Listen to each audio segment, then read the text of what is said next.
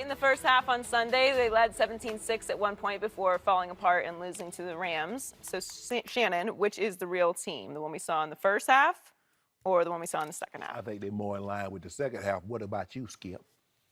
That's what I be thinking. I want you to be objective for once. Okay, how about this here? I'm going to be totally... Be honest and objective. Okay. Speak your heart. Okay. Yeah.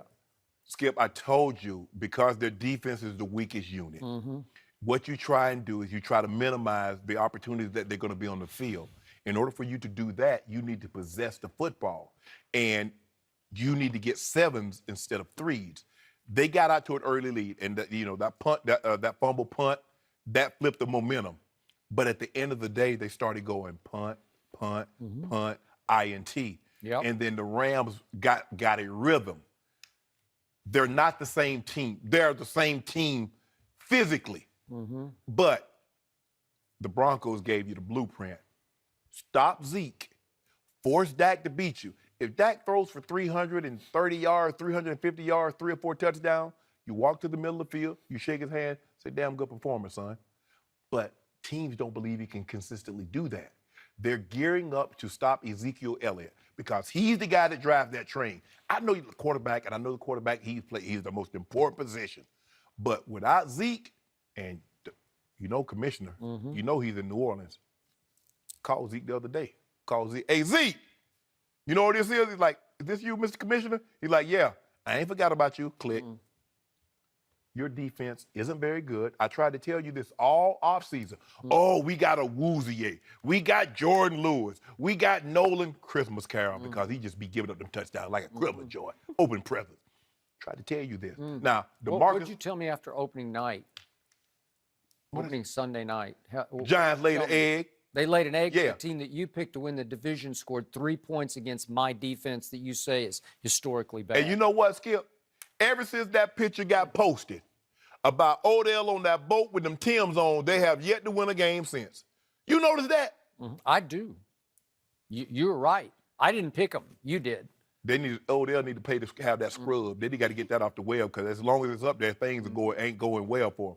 Skip, this is not the same team. You don't get to pick up. And that's the one thing that Mike would always like. Look, guys, you don't pick up from where you left off last year. I know you were 13-3. We had the league leading rusher. We had the rookie of the year.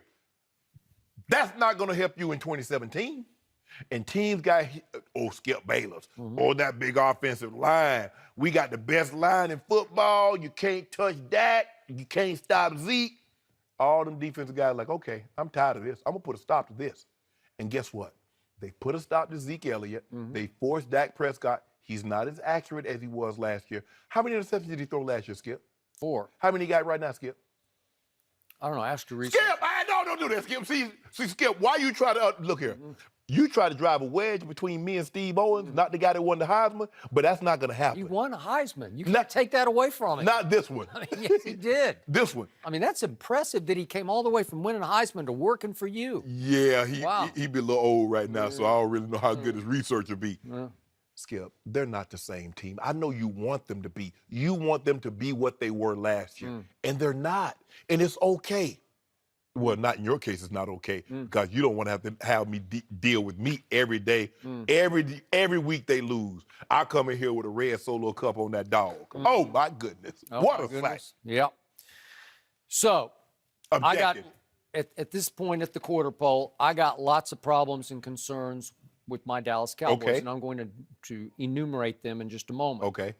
But the question is about what happened last Sunday. And I do remind you that on opening night, I don't think you thought this about my Dallas Cowboys because that was just a tour de force. That was destruction of an Eli and company who had beaten them twice. Really, their only 2 losses all last year were at the hands of Eli and company.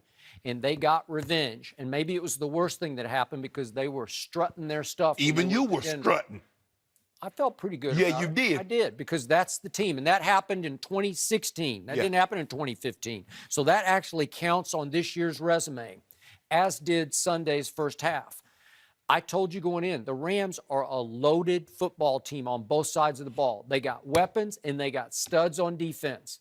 And Seattle's going to have a hard time with the Rams coming up this Sunday. That's going to be something to watch. That's your pick to win it all. Are you sweating that one? Because think about it, Skip. Jeff Fisher kept his job for a couple of years because he beat Seattle and he could beat Arizona. He lose everybody else, but he could beat those two teams. That is correct.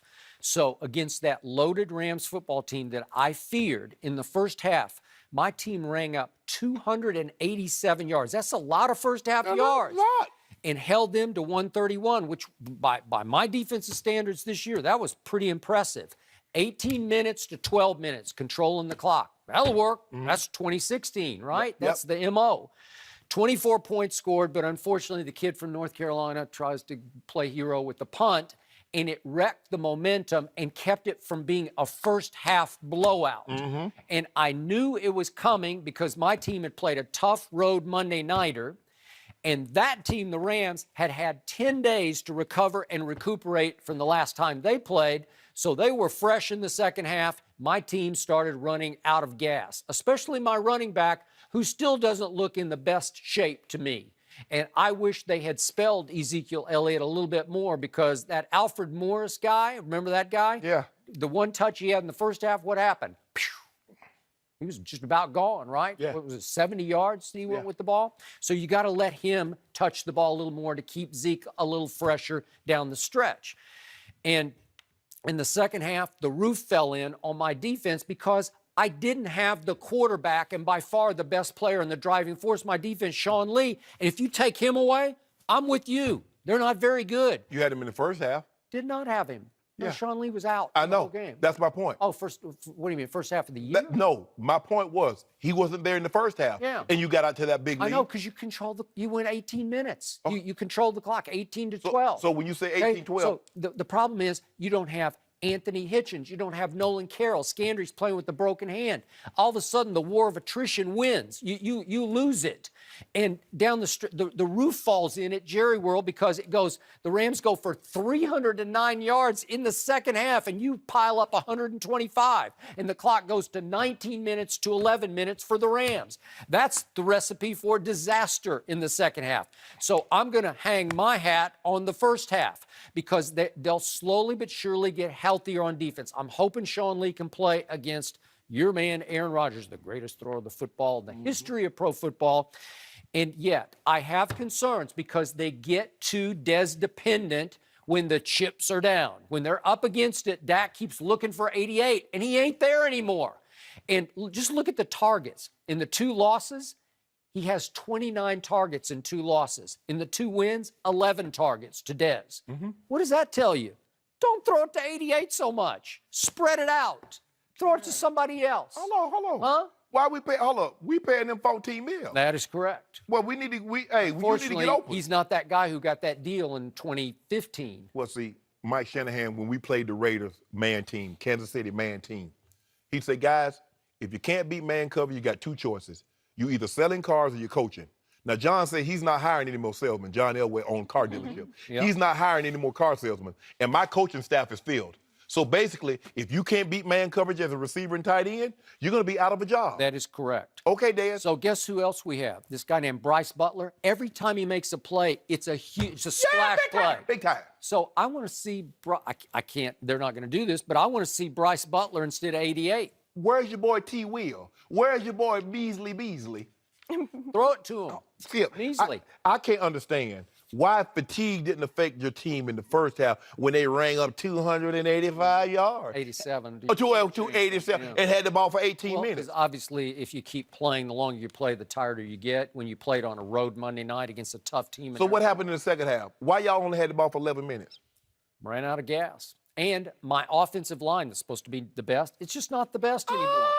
Ronald Leary went to you guys, my guard, but I can't believe it because the 3 studs are still there. 3 ranked in, the top 25 of all players? All players. And they're not playing to that level because Lyle Collins is really good, but he moved from guard out to right tackle for Doug Free, but he's still there. So you would think it would be really good. Well, maybe they need to get kicked in their butt again, and they got kicked in the second Oh, it's going to half. happen again. Yeah. Yep. All right. Daniels. Yeah. Yep. Okay, so you're challenging my line. You're saying they ain't all that, right? And if Jared Goff can throw for almost 300, I already know what that man going to do up in Green Bay. Oh, He'll throw for, you know what? He might go for the Tony Romo number. He might go for 506. No, don't worry. He don't need that. He don't need all that. Yeah, he does. No, he don't. Come on. 400 though. Well, they don't have any other thing. They can't run it. And guess they what? can't play defense. And guess what? When I come in here on Monday, red Solo cup, a deck of cards, have a bag of ice, Really? have some tater salad cooked up. Really? Yeah, I'm gonna have me a Got that cookout. thing hanging out. Yeah, I'm gonna be on them grapes though this time. Yeah. Really? Oh yeah, it's happening. Okay.